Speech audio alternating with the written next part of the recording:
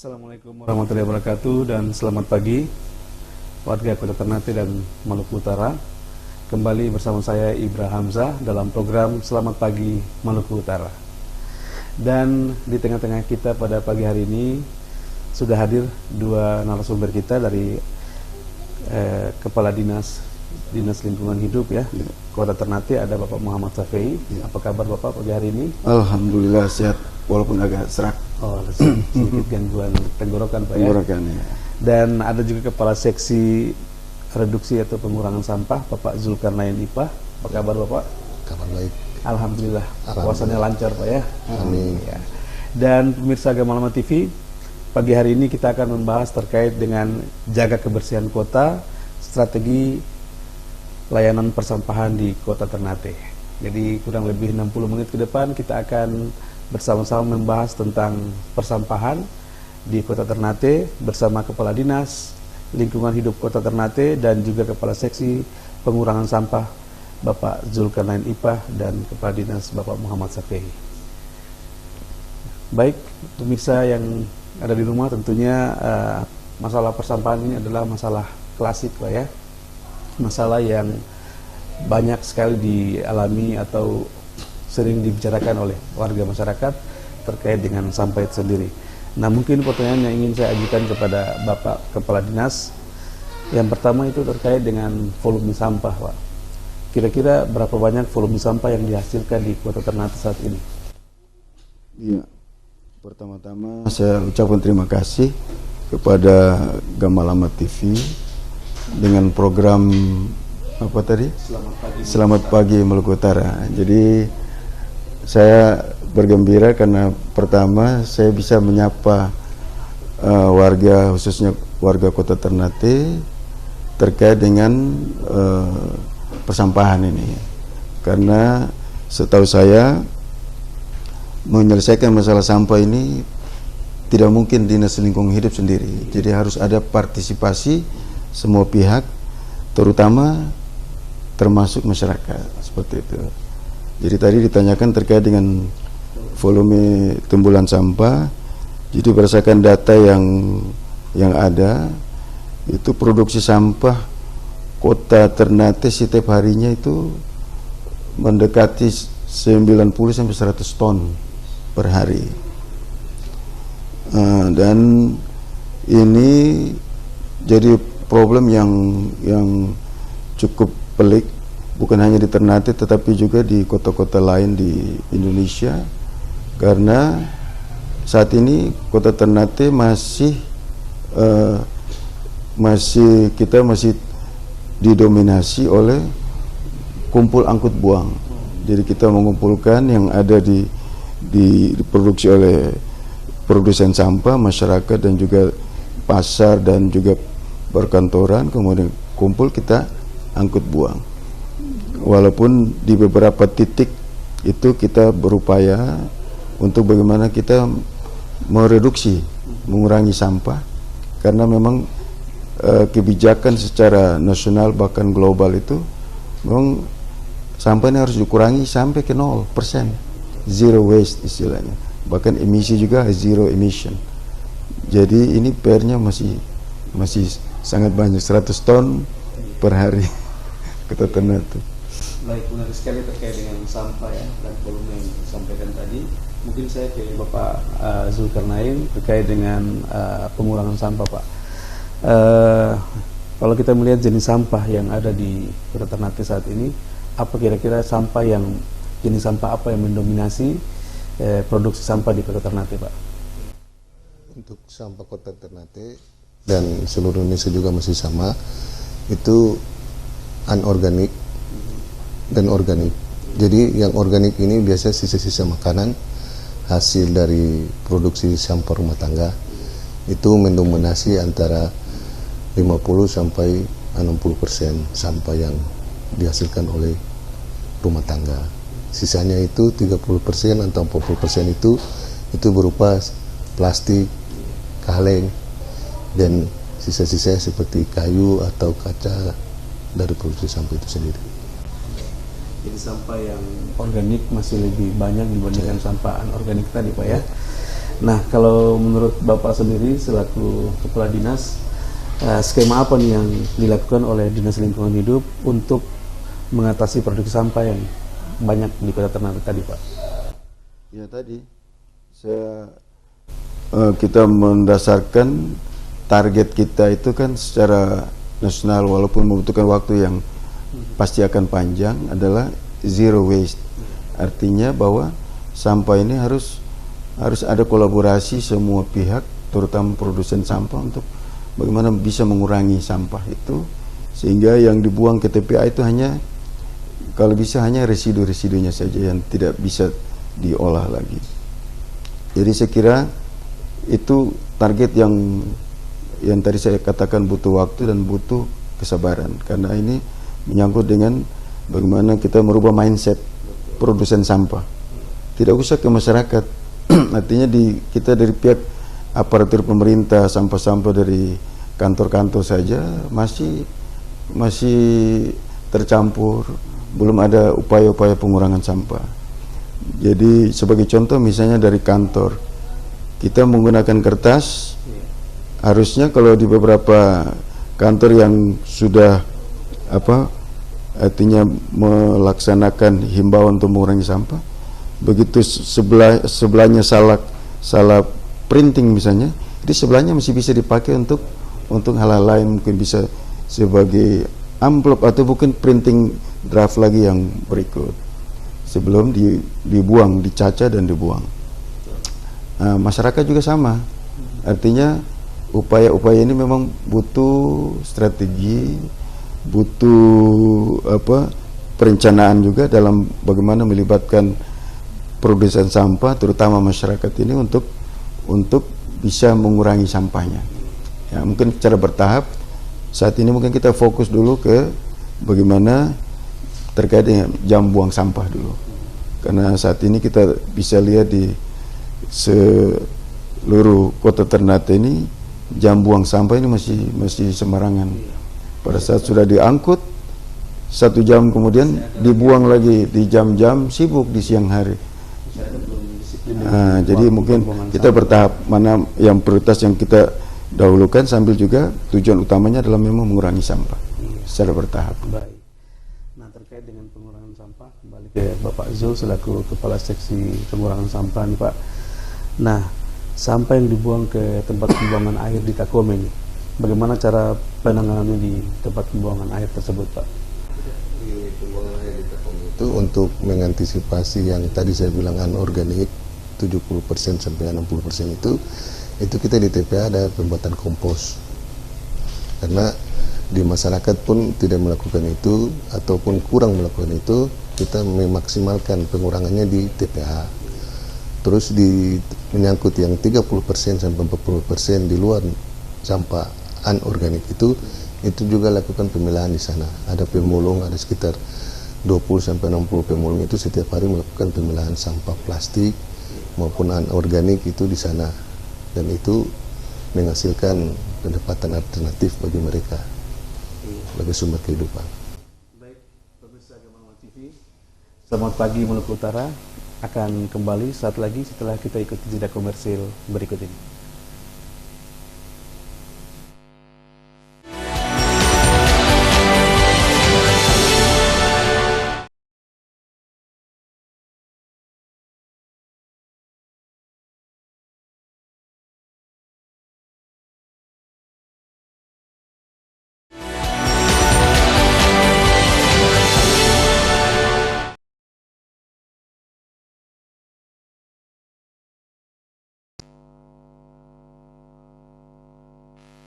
Selamat pagi Maluku Utara bersama Kepala Dinas Lingkungan Hidup Kota Ternate Bapak Muhammad Safei dan juga Kepala Seksi Pengurangan Sampah Bapak Zulkarnain Ipah.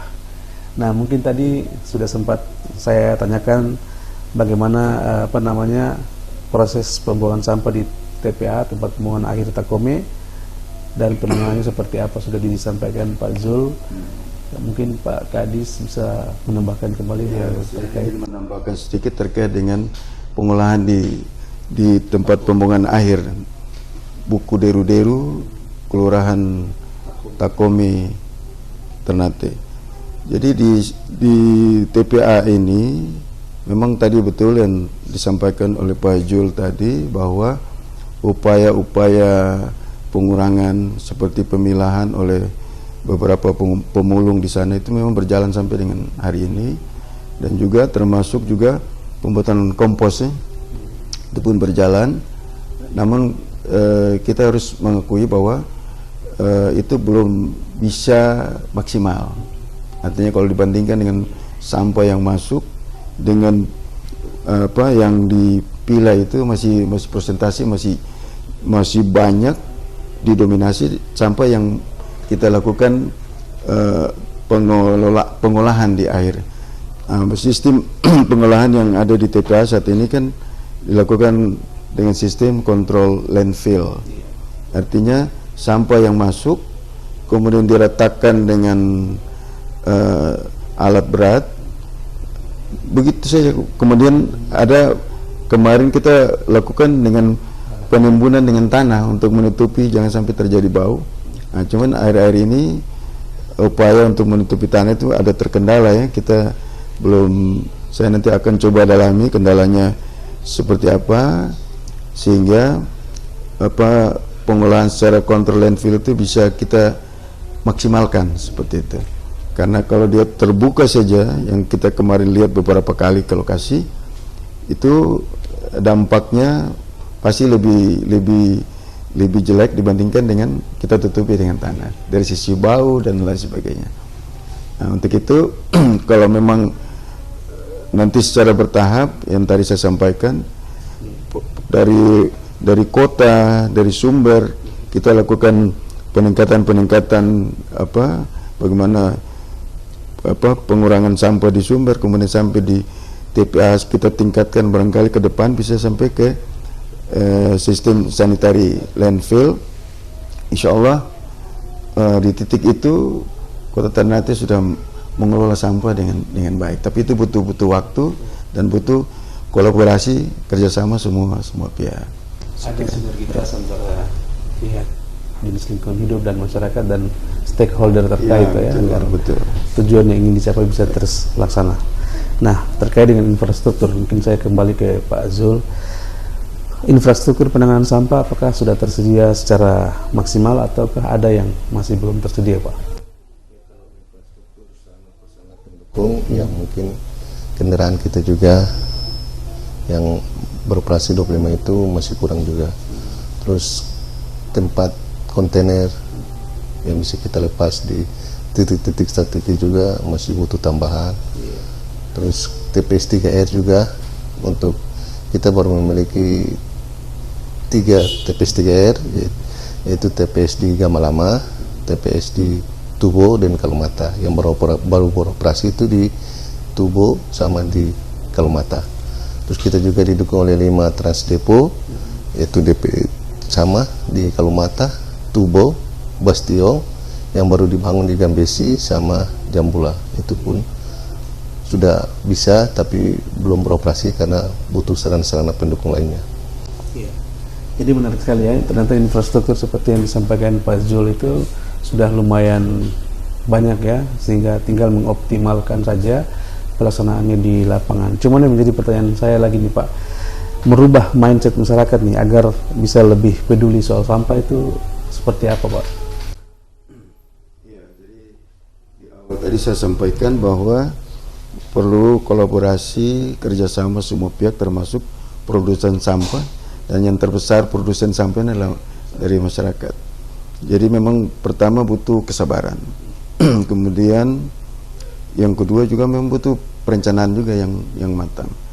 Artinya tahapan-tahapan upaya bagaimana masyarakat bisa terlibat dalam upaya mengurangi sampah itu perlu perencanaan tahapan-tahapan yang artinya lebih bisa diterima masyarakat, sehingga targetnya dalam tahun ke berapa kita sudah bisa target mengurangi sampah berapa persen seperti itu.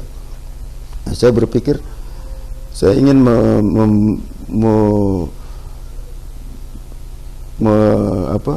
berharap dan ingin menerapkan kalau bisa di akhir tahun ini paling tidak sampah kota Ternate ini yang tadinya saya bisa katakan 100% dibuang ke TPA, mungkin berkurang ada tadi TPS 3R yang memang fungsinya itu hanya tempat pembuangan sementara.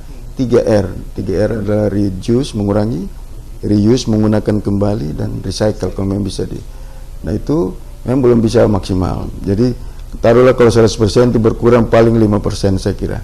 Nanti kita nanti uji lewat ini survei dan penelitian, sehingga presentasi itu bisa kita harapkan di akhir tahun nanti paling tidak saya berharap 20% lah, atau mungkin bisa sampai 30% bisa berkurang, sehingga sampai yang dibawa ke TPA mungkin sudah tinggal 70%. Target mungkin tahun berikut lagi kita bisa tekan lagi bisa sampai ke zero waste seperti yang tadi disampaikan.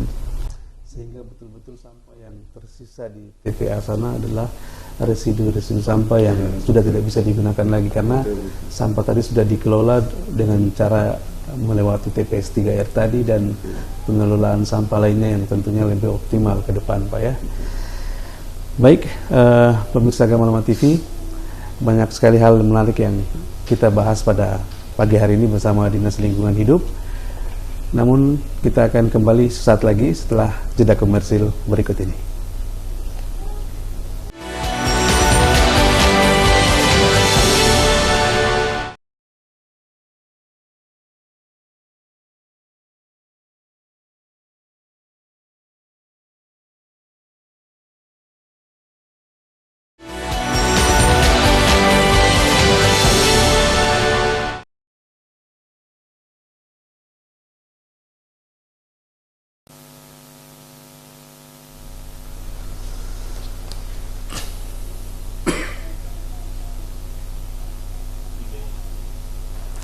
Baik, pemirsa Gamalama TV, kembali masih bersama saya Ibra Hamzah dalam program Selamat Pagi Maluku Utara, dengan topik kita pagi hari ini tentang jaga kebersihan kota, strategi layanan persampahan di Kota Ternate. Masih bersama dengan Kepala Dinas Lingkungan Hidup Kota Ternate Bapak Muhammad Safei, dan juga Kepala Seksi Pengurangan Sampah Bapak Zulkarnain Ipah. Jadi pembahasan kita sudah semakin menarik dan sudah semakin mengerucut, Pak ya, untuk persampahan di Kota Ternate ini. Ingin kembali saya tanyakan kepada Bapak selaku Kepala Dinas, ini merupakan salah satu program prioritas dari Wali Kota Ternate yang perlu didukung oleh kita semua, yaitu tentang industrialisasi pengelolaan sampah berbasis partisipatif. Nah, apa langkah-langkah Dinas Lingkungan Hidup sendiri untuk mewujudkan program prioritas yang tadi saya sebutkan, Pak? Iya. Jadi memang program prioritas Kota Ternate di bawah kepemimpinan Pak Dr. M. Tauhid Sulaiman ini, yang kita ketahui itu memang fokus ke beberapa hal yang pelayanan dasar yang sangat penting, yaitu bagaimana kita mengatasi permasalahan sampah dan termasuk juga air bersih. Jadi fokus ke masalah sampahan ini, saya kira tadi memang ini butuh pertama tadi kita sudah sepakat bahwa butuh kolaborasi kerjasama semua pihak.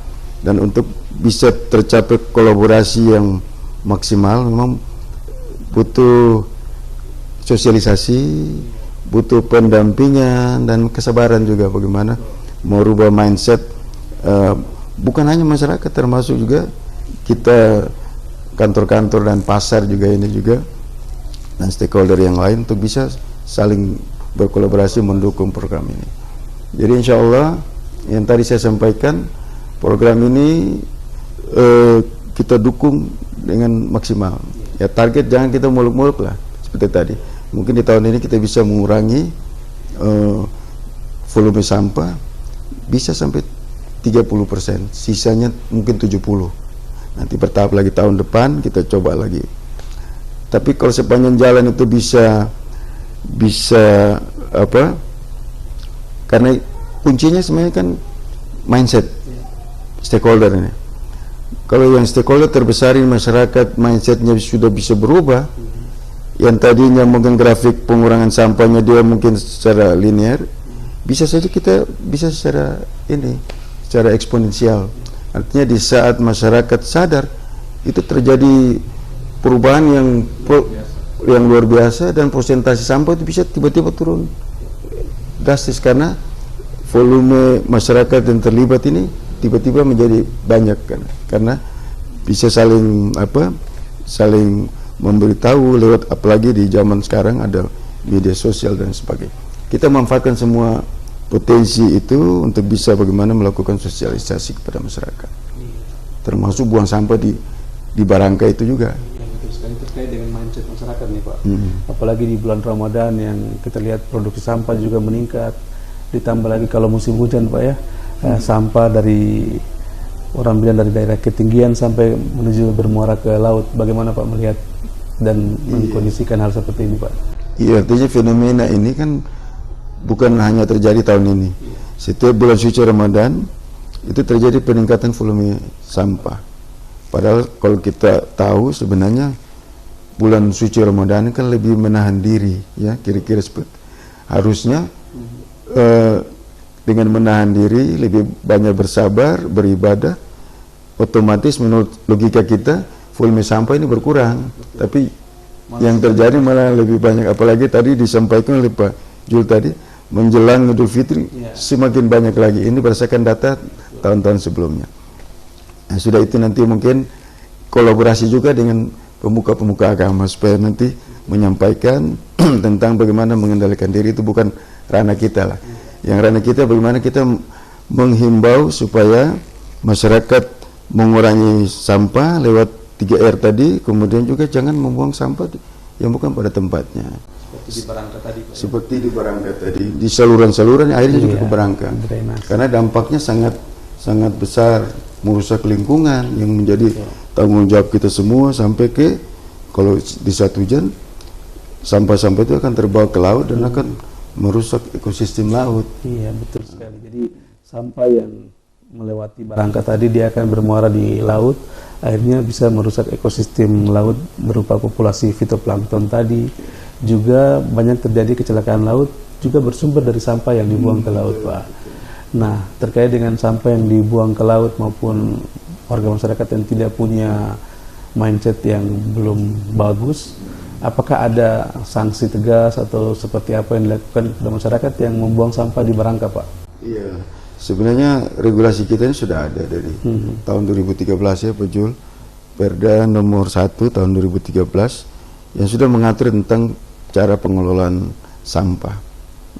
Ya, di situ juga diatur tentang sanksi-sanksi juga sebenarnya. Nah, cuman penerapannya yang belum maksimal. Kita masih ke bagaimana pembinaan, belum sampai ke sanksi yang agak keras. Karena itu juga sampai pidana, sampai kurungan maksimal 3 bulan. Denda sampai 50 juta. Kalau mau diterapkan itu sebenarnya bisa saja. Karena aturannya sudah ada. Kita nanti tinggal berkoordinasi dengan Satpol, dengan OPD terkait dengan masalah ini, kemudian kita terapkan. Tapi saya pikir dalam rangka sosialisasi, saya kira perlu kita coba untuk kita sampaikan dulu aturan ini ulang. Mungkin sudah banyak yang lupa karena sudah cukup lama tahun 2013. Tapi juga kita akan coba 1-2 untuk bagaimana kita coba terapkan sanksi ini. Mungkin nanti di pengadilan diputuskan mungkin tidak 3 bulan, mungkin kurungan 1 malam. Saya pikir itu sudah ada efek jerah kepada masyarakat untuk tidak membuang sampah sembarangan. Kalau kedapatan buang kasur di Barangka, buang sofa di Barangka, ini kan luar biasa. Ya. Ini dia dengan enaknya membuang tanpa ada beban di dalam pikiran dan hatinya, tetapi dampaknya sangat berbahaya bagi lingkungan. Saya kira itu. Nah, mungkin pertanyaan selanjutnya nih Pak, terkait dengan skema yang dipakai dalam melibatkan partisipasi masyarakat untuk mengelola sampah seperti apa Pak? Tahap awal ini kita akan dekati masyarakat lewat sosialisasi.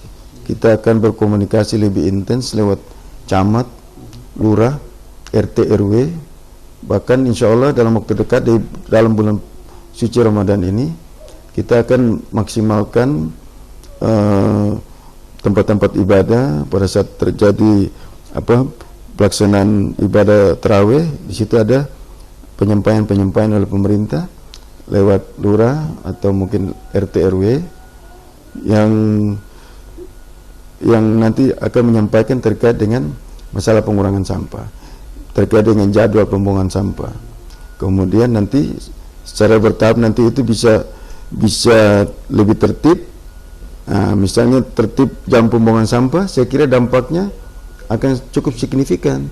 Di siang hari, karena pembuangan sampah itu di malam hari, di siang hari itu kota praktis kalau memang semua disiplin terkait dengan jam buang sampah, saya kira kota akan praktis lebih bersih. Mungkin ada 1-2 yang tinggal kita rapikan dengan satgas sampah kita. Kemudian kalau memang bisa sampai mengurangi yang tadi disampaikan volume sampah hampir sudah lebih dari separuh organik. Kalau organik ini dipisah dengan yang anorganik nanti mungkin ada botol, ada kertas, ada karton. Ini bisa jadi nilai rupiah, bisa kita punya bank sampah yang dikelola oleh PKK. Ternate juga ada beberapa titik yang juga oleh ada komunitas-komunitas, bisa dijual ke situ. Sehingga tinggal separuh. Bayangkan 50% ini sampah organik yang mungkin itu yang nanti kita tinggal tidak memilah lagi karena sudah terpilah di sumber, masuk ke TPA atau mungkin kita bisa kembangkan di TPS 3R di wilayah selatan, tengah dan utara itu mungkin tinggal sedikit.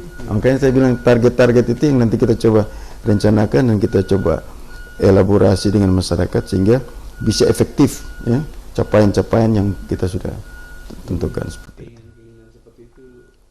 Bisa tercapai apabila masyarakat juga ikut berpartisipasi dan punya kesadaran betul. Dalam pengelolaan sampah tadi, Pak ya. Jadi harapan Pak Wali ini artinya menempatkan kami di sini itu OPD-OPD yang lain sesuai dengan tupoksi masing-masing itu adalah terkait dengan hal-hal yang terkait dengan pelayanan masyarakat. Nah, khusus di sini terkait dengan masalah lingkungan hidup dan bagaimana persampahan sehingga bisa kita harapkan bisa efektif. Kita dukung program wali kota yang begitu baik ini dengan elaborasi dan kolaborasi masyarakat.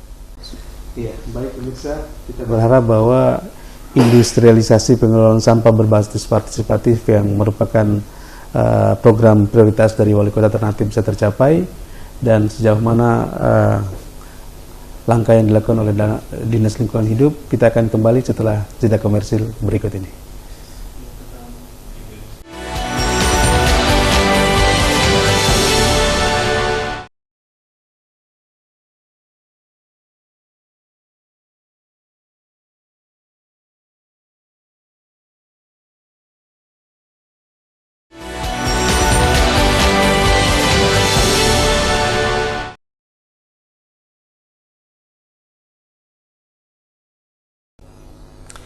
Baik pemirsa Gamalama TV, masih kembali bersama kami di Selamat Pagi Maluku Utara.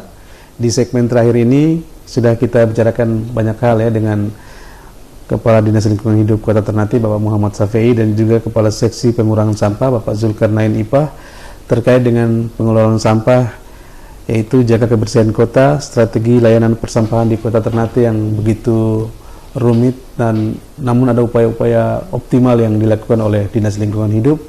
Dan terpenting bahwa ada kolaborasi antara Dinas Lingkungan Hidup, masyarakat sendiri selaku produsen sampah, dan stakeholder yang juga ikut berpartisipasi dalam proses pengelolaan sampah sampai pada tingkat sampah berakhir di tempat pembuangan air dengan berbagai pengelolaannya hingga menghasilkan zero waste tadi, Pak. Nah, mungkin yang di segmen terakhir ini ingin saya tanyakan terkait dengan harapan-harapan Bapak kasih terlebih dahulu terkait dengan pengelolaan sampah di Kota Ternate dan umumnya pada Maluku Utara seperti apa, juga dari Bapak Kadis. Silakan dari Pak Zulkarnain dulu mungkin. Kalau harapan saya mengikut statement tupoksi saya itu pengurangan sampah. Kalau menurut saya sampah itu adalah dosa yang terlupakan. Jadi bagaimana agar kita masyarakat Kota Ternate ini jangan berdosa, yaitu menyangkut bulan puasa ini kita menjaga hati, berarti kita juga bisa menjaga Kota Ternate. Kalau sampai itu menjadi sesuatu dosa yang harus kita benahi atau kita perbaiki, maka besok aja kita jangan buang sampah semua. Contohnya seperti itu. Momentum bulan Ramadan juga Pak ya. Iya. Jadi segala yang buruk-buruk kita tinggalkan, yang baik kita tingkatkan. Begitu Kalau juga dengan berbicara sampah. menahan hati itu, saya kasih contoh saja. Hari ini kita semua satu hati tidak membuang sampah. Hari ini saja. Maka hari ini Ternate akan lebih indah dari sebelumnya. Bersih. Karena tidak ada sampah. Iya. Jadi persoalannya itu, sampah adalah dosa yang terlupakan. Kalau kita bisa menjaga hati, menjaga kota, maka persoalan yang ada di kota Ternate ini bisa selesai. Intinya kita, masyarakat, pemerintah kurang mau apa saja. Iya. Hari ini kalau kita sering komunikasi, Betul. segala persoalan bisa teratas. Mungkin itu saja komunikasi yang bisa saya berikan. Baik Pak, dari Pak Zulkarnain tadi ada mengatakan bahwa sampah adalah dosa yang terlupakan. Dari Bapak sendiri punya harapan apa terkait dengan persampahan Pak di kota Ternate? Ya, yang terakhir tadi cukup menarik, komunikasi yang belum maksimal. Jadi target kita dalam waktu dekat ini, jangka pendek ini, kita bangun komunikasi lebih intens kepada masyarakat terkait dengan yang tadi saya sampaikan, jam buang sampah dulu. Kemudian yang kedua, baru kita bicara lagi bersamaan dengan jam buang sampah itu kita mulai memilah di sumber. Jadi kalau di rumah tangga ya kita pilah anorganik dengan organik. Nah, kemudian yang berikut target-target selanjutnya mungkin kita bisa capai dengan perencanaan tadi yang saya kira apa itu penting untuk bisa menjadi apa istilahnya secara bertahap target-target itu bisa tercapai sebagaimana harapan Pak Wali Kota terkait dengan isu penting termasuk masalah penanganan sampah di Kota Ternate. Harapan saya itu yang pertama, masyarakat bisa bersama-sama membantu kita dalam hal jam buang sampah, pembuangan sampah itu dari mulai jam 6 sore sampai jam 12 malam. Kalau bisa di jam itu kita buang sampah. Nah, kemudian nanti biarkan tim Satgas dan armada ini mengangkut sampah setelah itu, dan pagi harinya sampai malam itu kita berharap dengan disiplin membuang sampah, insya Allah Kota Ternate ini akan untuk tahapan pertama ini menjadi lebih bersih, sambil nanti kita tadi sampaikan menguatkan komunikasi sehingga target-target berikutnya, sehingga mungkin tahapan memanfaatkan sampah-sampah itu menjadi bernilai ekonomi itu bisa, tahapan itu kita coba tingkatkan lagi ke tingkat itu. Saya kira itu mungkin yang penting dalam kesempatan ini. Sekali lagi terima kasih kepada Gamalama TV sudah berkunjung ke Dinas Lingkungan Hidup. Insya Allah diskusi pagi hari ini memberikan manfaat pada kita semua, dan harapan kami semua terutama masyarakat itu bisa bersama-sama dengan Dinas Lingkungan Hidup, bersama-sama pemerintah Kota Ternate, kita sama-sama menjaga kota ini agar menjadi lebih bersih. Terima kasih. Baik, pemirsa Gamalama TV, tentunya kita semua berharap bahwa Ternate menjadi kota yang bebas sampah, dan itu adalah harapan kita semua. Yang tentunya ada kolaborasi antara produsen sampah selaku masyarakat, dari Dinas Lingkungan Hidup sendiri, dan juga stakeholder terkait untuk mencapai semua tujuan baik yang diharapkan oleh kita selaku masyarakat Kota Ternate. Demikian selamat pagi Maluku Utara di kesempatan kali ini. Terima kasih atas kebersamaannya. Terima kasih juga kepada Bapak Kepala Dinas dan juga Bapak Kepala Seksi Reduksi Sampah atas partisipasinya. Dan untuk Anda para pemirsa Gamalama TV, jangan lupa saksikan Gamalama TV di kanal YouTube kami di @gamalama.tv. Akhir kata, saya Ibra Hamzah mewakili kru yang bertugas pada pagi hari ini mengucapkan terima kasih. Wassalamualaikum warahmatullahi wabarakatuh. Waalaikumsalam.